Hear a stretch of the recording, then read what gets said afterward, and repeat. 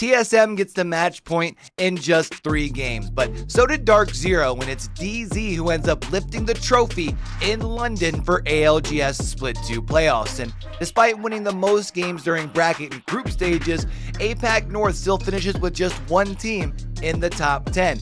EU only had 2 of them, and it was an all North American top 5. I mean, technically. Just don't try arguing that with Genome, but let's go ahead and get down and do what it do. Talk about ALGS Split 2 playoffs and what this means with LCQs and champions being right around the corner. And if it's your first time through over on the channel, what it do? I'm your boy Q, and I cover a lot of esports over here. And if it's not your first time through over here on the channel, thanks for clicking in on our first episode of TLDR, a series where we cover esports events just in case you missed watching it or maybe you only got to catch bits and pieces. So if you enjoyed the video, let me know down in those comments below. I'm really trying to think of fun and innovative content for the channel. And if you dig it, you know, do the YouTube things, right? Now, I think that there were 3 really big takeaways from group and even bracket play in London. First off, that I think was really big, especially after somewhat of a lackluster performance in Split 1 playoff, was just APAC North overall, leading all regions through group and bracket play with the most games won. Also worth noting though, it was also an APAC North team that proved winning just a single game doesn't really change that much. I mean, we saw that Realize had 3 of them things during group play, and they were literally the cutoff point for winners bracket, which I actually called in a conversation with Gaskin on Twitter. So I think I'm going for around 94, where Pioneers are at 14th. Maybe Realize could just sneak in at 92. I was speaking to a couple of guys on Twitter. Oh, hey there. I'm some guys on Twitter. But I do think that the whole Realize situation also shows that being dominant on just 1 map might be enough to get you to LAN, but on LAN, that's a completely different situation, which I think the same could be said about a lot of things when it comes to ALGS regional play.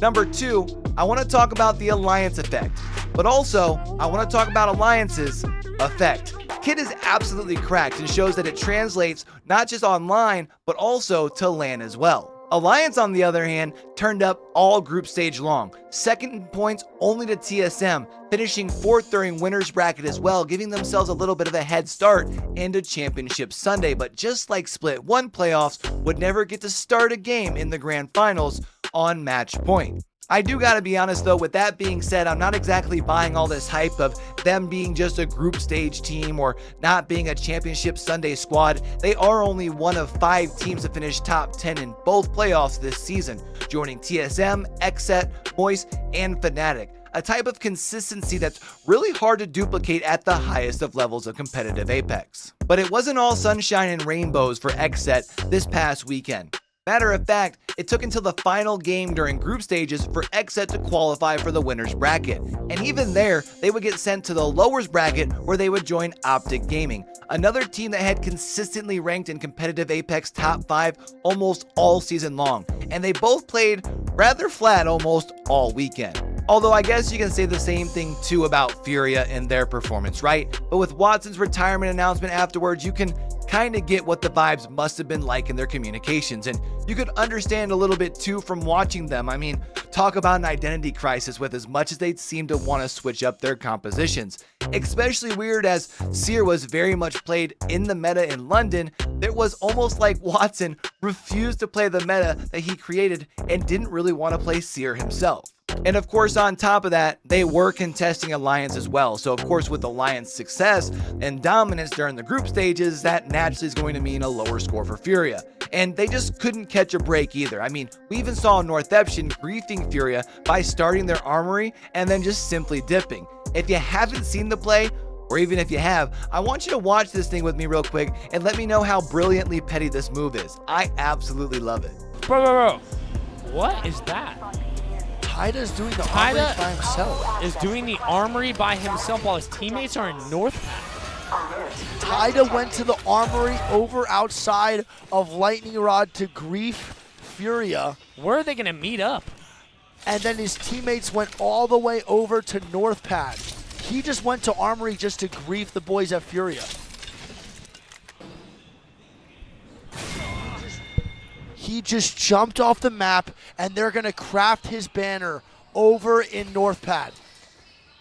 So he starts the armory, griefs Furia, jumps off the map, and they're going to craft his banner in North Pad, and now they res him. That's petty. So he just ruined Furia's game. And while we're on the topic of disappointing performances, it was really unfortunate to see that South America struggled during the playoffs, especially off the back of the news that South America, basically as we know it when it comes to ALGS, is coming to an end. But that's a whole nother topic for a whole nother video. But if that's something you're looking forward to, make sure you subscribe down below and turn those notifications on so we can catch y'all right back here when that drops. So with the South American region really struggling in London, there's actually only one team that's qualified for champions based off of those playoff points, and that's Team Singularity, a squad that actually failed to make playoffs in Split 2 and seemed to struggle a little bit after the retirement of Elysium. But as of about an hour ago, he's back, and I can't wait to see how they do when it comes to champions, as well as see what two teams join them when it comes to LCQs. But as far as for playoffs, once we kind of got through that formality of the group stages and even the bracket stage, we pretty well saw what most of us expected to see. We had TSM looking dominant, actually looking like they wanted to speed run this thing with a 27-point game to open up Championship Sunday, combined with their 9 points that they earned from the bracket stage, and they were sitting at 36 points, again, after just one game. Naturally, with APAC North winning the most games through the first 3 days, they went on to win a couple during Sunday as well. FC Destroy walked away with the W in game number 2, and we also saw Fnatic walk away with one as well during game number 5, which helped propel them to another top 10 finish. It was actually Dark Zero who won game 3, putting them on match point alongside TSM on the back of 30 frags during the course of those 3 games.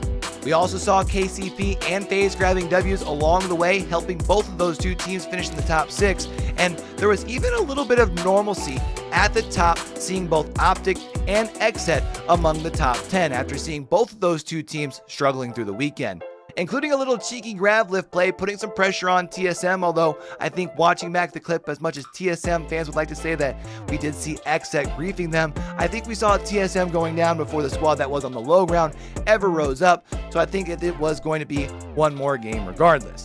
But in game 7, it was Dark Zero in a top 8 situation in Barometer, with another team on match point, being Oxygen still being alive as well, albeit as a solo. But you had Dark Veils going up what seemed like every couple of seconds, Bangalore smokes, Bangalore ults. We had a crypto ult, I believe, even at one point, but coming out on top. And now the 3-time ALGS LAN Champion, Dark Zero, led by Zero, Jen Burton, and of course the recent addition of Zainu, the match point specialist, strike again. And with the win from DZ, we now have a month and a half to be able to hype up the debate of best IGL in the game between Zero and Hal. I mean, apparently the talks have already got Hal in his feelings a little bit. I mean, just check Twitter. But we do only have a couple of days until LCQs, which I'm going to try and watch as much as possible over here on the channel. Same as always, kind of try and watch a little bit from every region as well. So feel free to stop by while we're live, come in and say what's up. I'm also going to leave the already qualified teams up here on the screen for you for champions. That way, if there's a specific team that you're looking for, you can see if they've qualified. I'm also thinking about doing a video about the roster mania that we have already seen since the end of Split 2 playoffs, but I think I'm going to wait until the end of LCQ to do that video, just because there's been a lot going on. I've been trying to keep up on Twitter, but I think it's really most important to see who's going to be going to LAN and what roster changes has happened since playoffs, so we'll probably be doing that here in just a couple of weeks. But I do want to know what y'all think over here, YouTube. Who's the best ALGS team in the world right now?